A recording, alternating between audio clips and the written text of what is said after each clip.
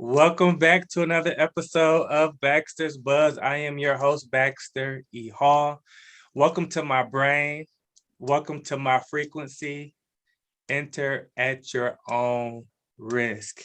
Now, today I have a special guest with me. She is a seasoned HR professional and diversity, equity, and inclusion expert. She's also an entrepreneur and the founder of Blank Canvas Cookies, Menyon Byrd. Hello, Menyon. Hi. Welcome to Baxter's Buzz. Thank you for joining me. Thank you for having me, Baxter. I appreciate it. So nice to see you, as we already discussed, but nonetheless. Yeah, yeah. So as we continue to sort of build rapport, I was kind of late to the game as far as learning about Blank Canvas Cookies, and you've been, traveling and hitting your uh, farmers markets and everything. Can you talk about Blank Canvas Cookies real quick and kind of what you're trying to accomplish there? Because everything looks amazing. I can't wait to like get something, but now I just been looking at the pictures. Everything looks so good. Ah, I appreciate it. Blank Canvas Cookies is my baby. I've been baking since I was little. The origin story about me just diving into baking was that I used to bake cookies during the holiday season, like now. For Santa Claus, my mom would have my sister and I bake homemade cookies to leave out for him.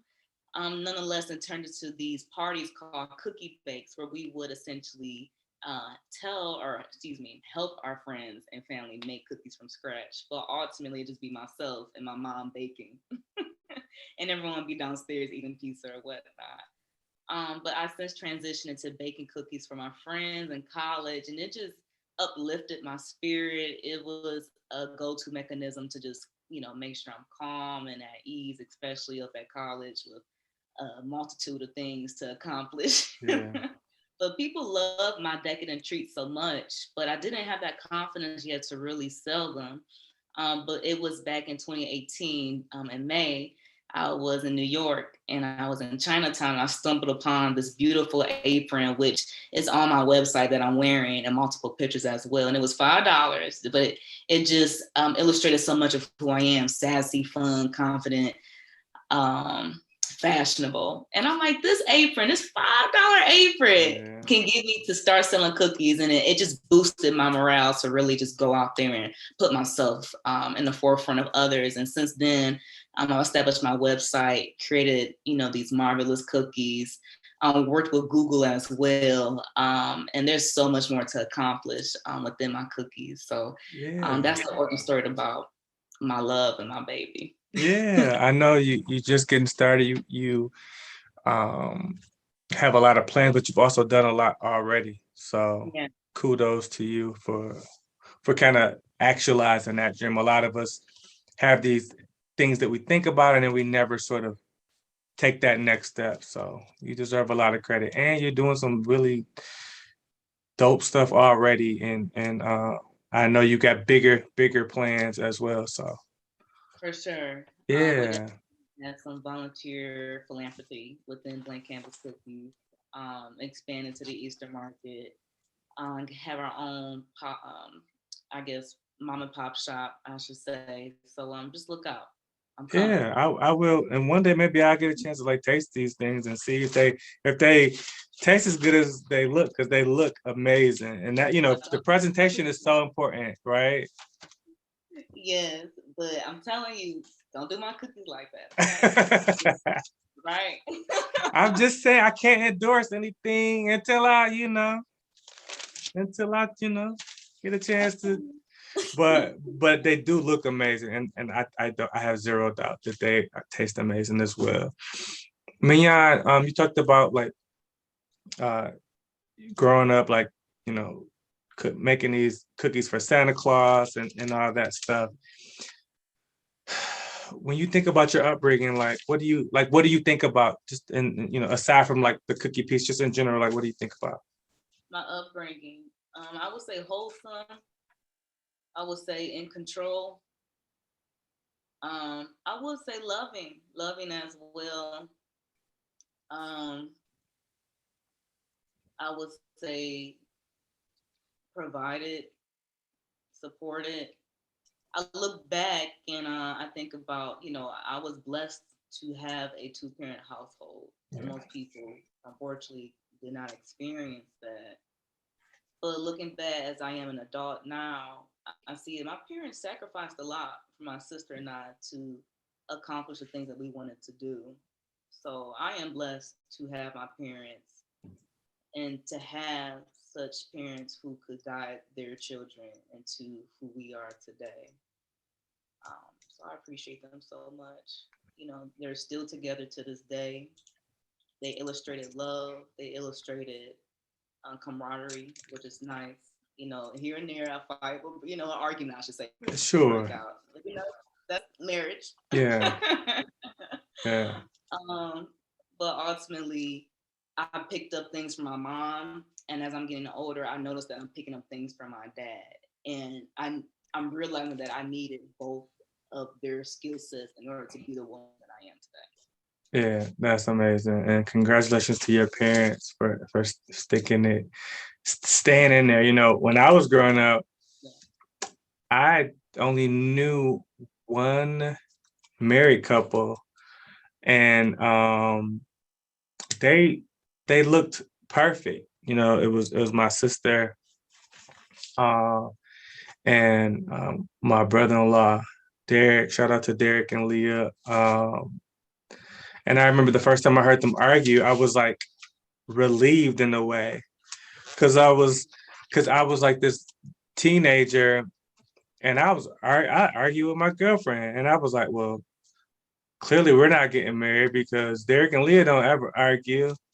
And I remember just seeing like that human side, like, okay, it's not. I wasn't happy that they weren't happy, but I was happy to see that there was a different dimension that I hadn't, recognized before, and it it set the bar at a more appropriate level for me as like this young person, just kind of learning about relationships and all that. But yeah, you know, it's not always easy, but it's a beautiful thing. It's a beautiful thing. Um, you're a hard worker. Like when since I've known who you were and like really connect, I've realized how like your work ethic is like top notch. Is that something that you get from your parents? Of course. I mean, listen, they don't work on time. They always say, "What are you doing? You're not working. Then what are you doing?" Yeah, They instilled it in my sister and me. So to really just go out there and continuously work, and no matter what hardship comes, they always instilled in us. But you still have to get paid. So what you gonna yeah, yeah, do? So I get that from my mom. Um, More of a just creative aspect, but my dad more of that strict aspect. Like regardless of what you're doing, you need to make sure that you're there on time and showing up to work. So that discipline. Yeah, yeah. yes. Um, when you think about like growing up, like what are some of the things that you remember like as a child? In regards to Just like and when you think about your childhood, like what are some of the things that you kind of come to mind? so my parents recently moved out of the house that we grew up in. Oh, And it's been it's been about a year, and I'm still sad. I was the only person that was sad about that house. My mom like, it's their problem now. But I grew up, I grew up in Redford in that specific house for so many years. So I think about my dad yelling down the street for my sister and me to come back into the house when the street lights came on. I think about when I didn't have my key, I would climb into a window to get into the house. I think about again my cookies. That's where it started. My love for cookies and baking. Um, I think about having my first boyfriend over my yeah, house. Like yeah, all that. yeah, I think about getting ready for family vacations. we went to Disney World. I feel like every child needs to go to Disney World, side note, but nonetheless, just getting ready for that trip. We had the camcorder. Remember that big old thing? Yeah. We had a whole videotape of that. So that house brings me joy because, in essence, it developed again to the woman that I am. Yeah. Yeah. See, if I would have given you too much direction on that question, you wouldn't have thought about all those different memories. And look, and then they had the nerve to sell the house that you didn't already moved out of. I mean, don't get me wrong. The house was small, and my parents deserve larger. They deserve better. Yeah. Everyone needs to improve and scale on them. But it's bittersweet. Yeah, no, for sure. I get it. So I'm sure the last time we saw each other, I went on my rant about the Jerry Seinfeld interview, right, with David Letterman, and so let me set it up for the audience. So David Letterman has his Netflix show. I'm not sure the name of it, and I'm not sure if he's still sort of active, but he had Jerry Seinfeld on as a guest, and Jerry was talking about um, a comedian that they kind of came up with, and this like rising star, and Freddie Prinze was his name, and he ended up taking his own life at like 22 years old, and they started talking about talent, and Jerry started talking about talent being like a horse, and basically the way you're able to handle this horse, or if it throws you off, that'll determine, sort of your success. And so I just kind of became obsessed with this whole thought of like this horse, and like, what's my horse, and like, what does that mean, and can you change horses? Am I on the right horse? Like, so when I think about that question, and like think about like that thing that's like that you feel more strongly about, more confident about than anything else, like the one thing that you can kind of hang your hat on and rely on, like, what's your horse? Like, what do you feel like your horse is that you are sort of helping you navigate through this life? Yeah, I remember we talked about that when we last saw each other. I mean, you was getting deep on me back then. I'm like, well, why you want to know this question? Like, I don't want to tell you this answer. But as I stated before, being an HR professional, but also jumping in the world of entrepreneurship and rediscovering my love for baking. That's the one thing I feel as if no one can take from me in regards to being an HR professional. I mean, yes, consulting does work as well, but I feel as if the creative space that I'm allowed to dive into and to grow and to manifest is really truly within my baking and my love for cookies and expanding on that. So at this moment, my tunnel vision, I believe my horse is in that direction. But man, let me tell you, coming to terms with trying to find one horse or two horses or three horses it could be a bit traumatizing, because in life we want to find our purpose. We want to find that one thing, but there's so many different avenues we can turn down, and so many signals that, oh, it could work out this way and work out that way. So honestly, like everyone else, I'm discovering that, and I'm a religious person, so I'm entrusting God to show me the way, truly, and I'm putting my faith in Him. Obviously, continue doing the work on both aspects, but um, I'm waiting to see the results as well. I'm trying to find my destiny, my purpose, my horse. But at this moment, I do feel as if my horse is within my cookies. But only God will tell. But, yeah, and like you said, it's not one thing necessarily that's going, it's probably, sort of an umbrella that a number of things sort of sit under. So from what I know about you, obviously there's a creative side of you. Um, there's a, entrepreneurial spirit, and that probably does serve you well in a corporate setting as well, even if you don't think about it in that way, right? I mean, you talk about your sort of the role that you play in Michigan SHRM, or Michigan Society for HR Managers. Like, talk about um, your role and some of the things that you're doing for my SHRM.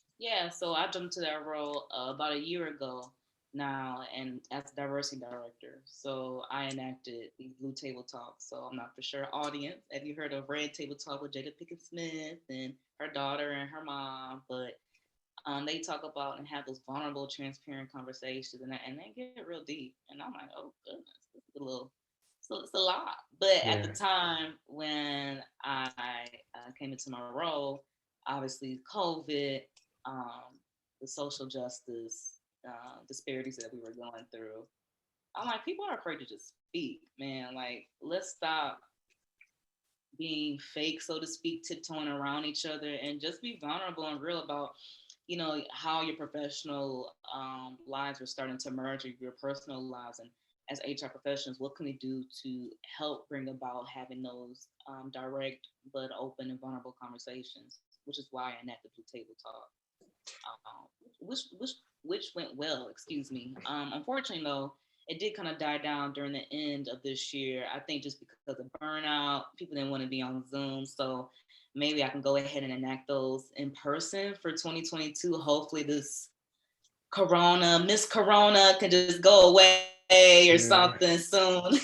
But I'm not afraid to speak up and have those dialogues. Again, it's my mom always says, it's not what you say, but how you say it. Just be respectful to others, listen to both sides, or all sides, I should say, and then try to come to an understanding with one another. And I think that's key to have those difficult conversations. Yeah, and that's a super important work. And I would advise that you try to start them back up, whether it's Zoom. Some people are kind of going back on self-imposed sort of lockdown.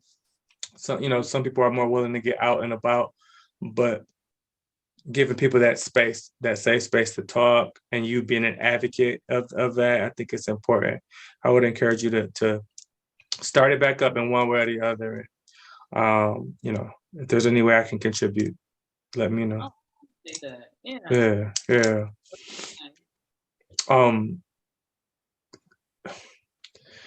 When you think about diversity and what you feel like you bring to that role, and just what you bring to your consulting and the employees that you work with, like, what does that mean to you, and why is that work important? Well, I mean, I'm diverse on 3 aspects. I always say, first, I'm Black. 1, 2, I'm a woman. 3, my age sometimes gets unfortunately disgraced upon, being a millennial. Although, millennials are now 40 years old, so it is what it is at this point. Just get over it. Yeah. We're here. But I feel it on 3 fronts. So I'm a walking testimonial of someone who's diverse and who can really speak upon, unfortunately, the disadvantages that others like myself are having, especially in a corporate setting. To me, diversity speaks a lot to me. It's just because, I've been casted and shut out in a professional setting because of those 3 different categories I just listed, and it's not fun.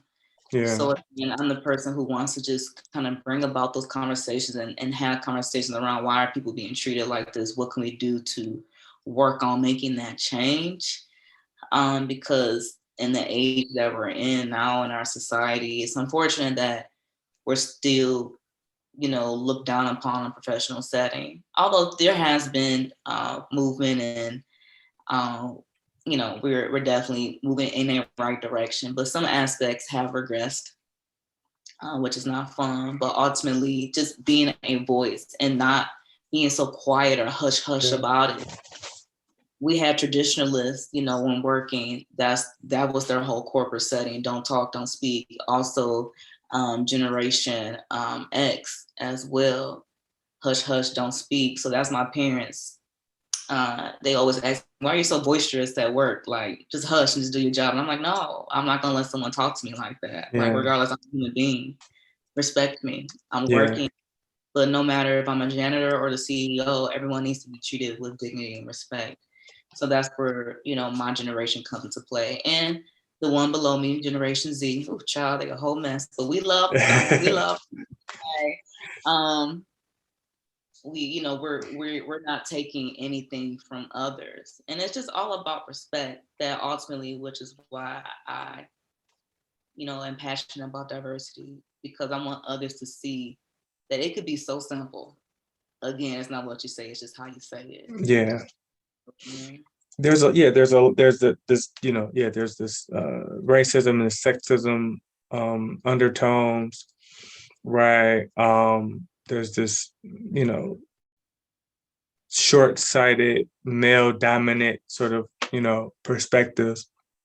And at the end of the day, sometimes, there's this whole unconscious bias piece that people don't even realize what they're doing. And it takes, people such as yourself, such as myself, to just speak up and give them context so that they can be more empathetic to some of the experiences that we have, and people of other diverse backgrounds are experiencing as well, and they don't know where they fit. So like I said, you're kind of amazing. You're doing a lot of stuff. um when you think about you know yourself now versus like 10 years ago, you don't have to give away your age. I'm not saying don't give away your age now. What I was saying is, if you think about, like, what advice would you give to yourself from 10 years ago? Like, how would you help them deal with these last 10 years that you experienced? That's a good question. I would say more so personally, I'm gonna take that route to just don't be afraid to speak up for yourself. Don't let others make short comments and not address them. And don't put your happiness in front of others. If there's something that's bothering you, just it must be your true feelings, and just speak up on that. Mm. I had to learn that over the last few years, because I was always so cognizant of how others might feel. This is both professionally and personally on this aspect. I'm afraid to respond because I'm not for sure how they'll react to my message. But at the same time, no, they made you feel like shit. Say something. Yeah. It's not fair for me to coddle my feelings to make you feel good. I think that self-advocacy is so important. And I think that, it's something that, if I may say that, I was just given a lesson not too long ago by one of my Black female friends, about the way in which you guys can be perceived in these corporate settings, and how, I look at it from a Black male perspective, and how folks may, I'm conscious of, like, how my response may make them feel, or this picture that they may paint of me if I respond in a certain way. And I'll say that there may even be more pressure on the females to respond in this certain way in these environments, for fear of being labeled. But I think that if you have an opportunity to advocate for others, you should, but you definitely need to make sure that you're speaking up for yourself, because who else is going to? And you don't have to apologize for it, you know? And I know it's easier said than done. Oh, I have the perfect story to kind of tell with that. It was, I don't know about, I think I told you this. I don't know. I'm just gonna start speaking. At work, a gentleman who was, in leadership kept, I guess, kept introducing me or titling my name differently in emails with another Black woman's name, and the stigma is just, we're both Black, but we're not the same. Right. And the funny thing is, on Outlook, most companies have people's faces, right next to their name on Outlook. So just like, come on, now you're just being disrespectful. Yeah. So not once, not twice, three times it happened, and at this point, I just got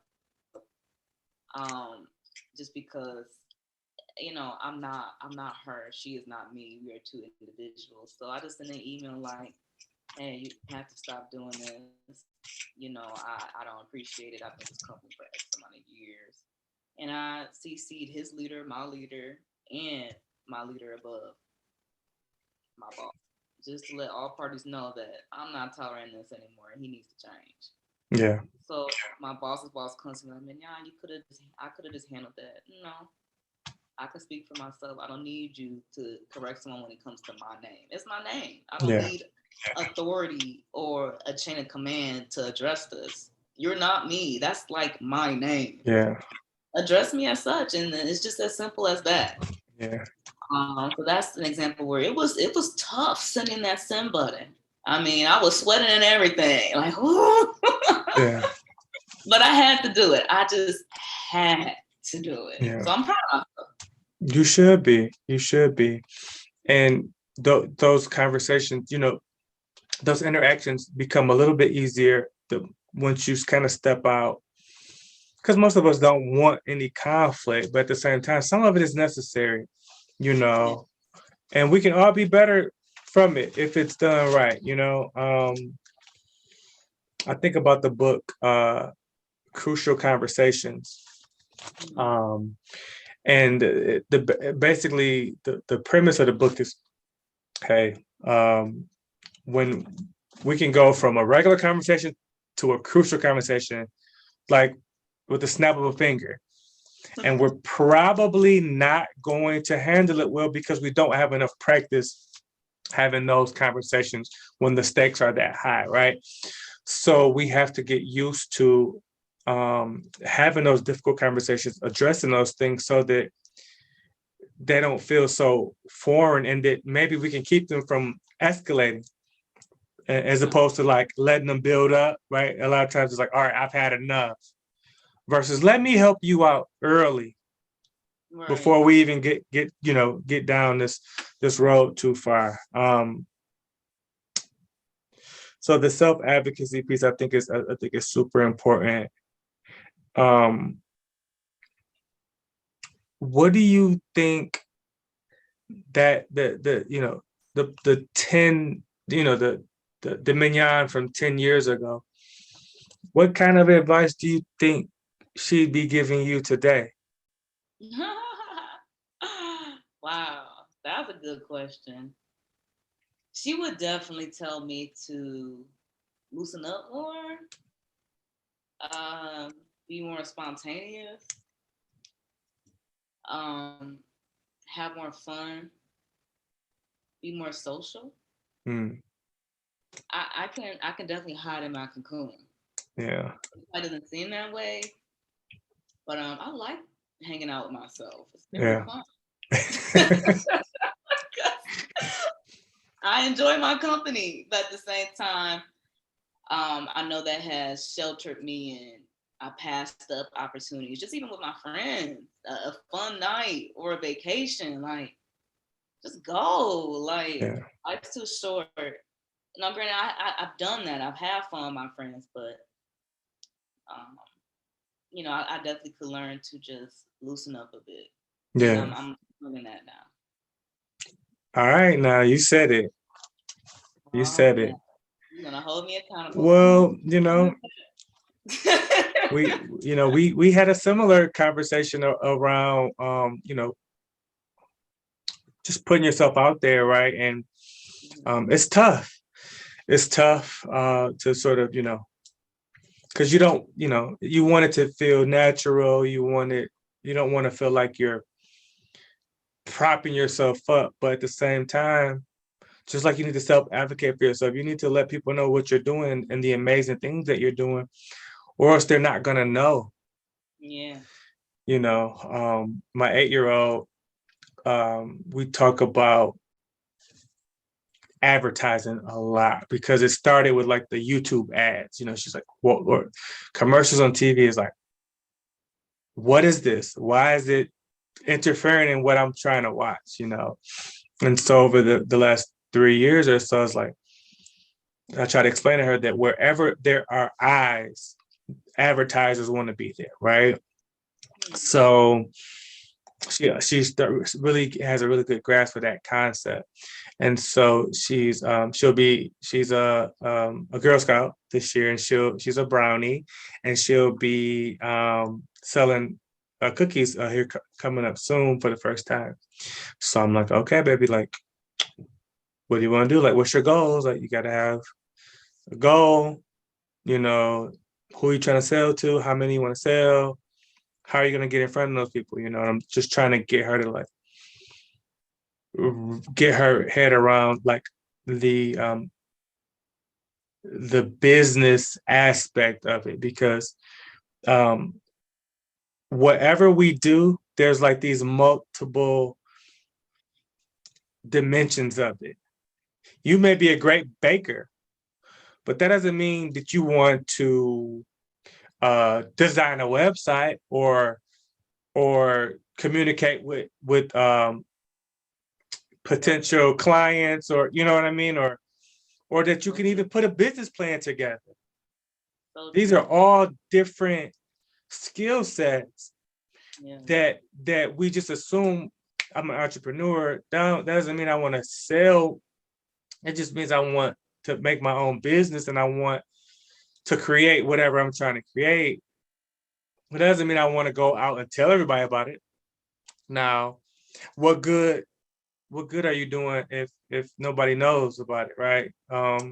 But maybe that's a different person, right? So I think that as we can learn about these businesses, and the point is putting ourselves out there can be the toughest part of that. It's like, okay, I'm here, here's what I'm doing.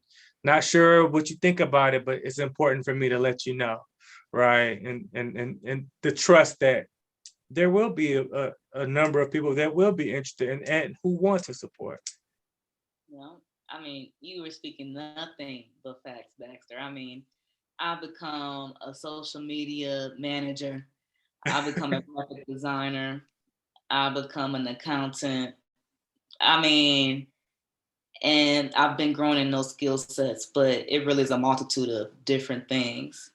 But side note with your daughter, I was in Girl Scouts as well, Troop 2684, whoop whoop, and Okay. I'll be buying cookies. So she has a customer right here. I Okay. always support my Girl Scouts. Okay. That's what's up. So my wife, she's like literally she's at the meeting, and then at one point she says, I, I just tuned out and said, "Oh, Backstore helps sell these. I'm not even gonna think about it." I'm like, "Oh, so I guess I'm in charge." So that's the world I live in. She literally was like, "I just stopped listening." And I was like, "Oh, Baxter, take care of this." That was So awesome. Mhm. you know, what can you do? Comes with the territory. Um, I know that there's so many things that are on the horizon for you, so many plans that you have, but do you think about sort of the legacy that you want to leave and like how you want to be remembered? Yes. Oh my goodness. I was just thinking about this weekend. I was in deep, deep thought, Baxter. And I want to be remembered for helping out others. When I said philanthropy with my cookies, what's really touching to me is foster homes, foster children. And again, I grew up in a 2 parent household. I grew up on love. I grew up loving my cookies during the holiday season, and I think about children who don't get Yeah. that. And that really tugs on my heartstrings. So Yeah. I want to incorporate with my cookies, helping out or having, kids who's in the orphanage system, bake some cookies for the holidays, get them involved. I want to really start doing that because eventually I do want to adopt as well. So I want to really make an impact with those children who do not have the love and support from any type of parent. So that's what I really want to make a stance on in life. I'm going to start working on that soon. That's amazing. And that what a legacy that would be to lead. Yeah. Yeah. Start crying about it now. Yeah. Yeah. Um, where can people find you? Where if they want to buy cookies, how do they locate you? Yes. So Instagram, blank canvas cookies co. So just CO at the end. Facebook, blank canvas cookies as well. My website, www.blankcanvascookies.com. So everything's online: ordering, shipping, delivery, pickup. Everything's listed online. But of course, send an email at info@blankcanvascookies.com. Or, slide in the DMs if you have a question. I'll respond in prompt timing and we'll go from there. Cool. And then from a consultant standpoint, if people are would like to talk to you more about or want you to present or consult as it relates to diversity, equity, and inclusion. Yes, that email is just my last name and first name. So Byrd, Byrd, Menyon, Menyon Cool, cool. This has been great. I'm so glad that we made it work, and that we were able to sort of I can learn more about you. I imagine that there'll be a number of people that'll be like, "Oh, I didn't know that," and just introducing you to a greater audience. And again, you got to put yourself out there so people can support. They gotta know what you're doing if you want them to support. So you're doing some amazing things. Thank you for your time today, Mignon. Um, and on behalf of Mignon and myself, I just want to say thank you all for watching and supporting. Please continue to support. Share if there's something that's beneficial for you. Please share. That's we're trying to grow the audience, and just know that you all are capable. You just need to embrace your frequency. And what I heard a little bit ago is find your lane and burn rubber in it. So again, thank you all for checking me out. Thank you, Menyon Byrd, for your time today. And until next time, peace.